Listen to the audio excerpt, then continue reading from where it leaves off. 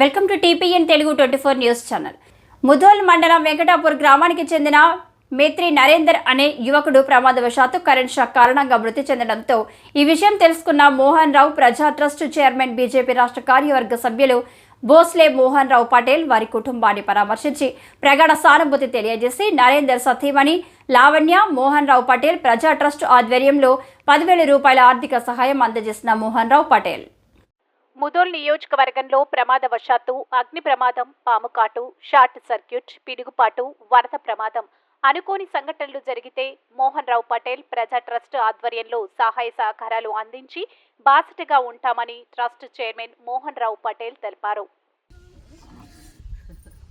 విద్యుత్ ఘాతంతో అక్కడికక్కడే మృతి చెందడం జరిగింది. మరి గ్రామస్తులు ఈ సమాచారం తెలియజేయడంతో వాళ్ళ కుటుంబ సభ్యులకు మోహన్ రావు ప్రజా ట్రస్ట్ ద్వారా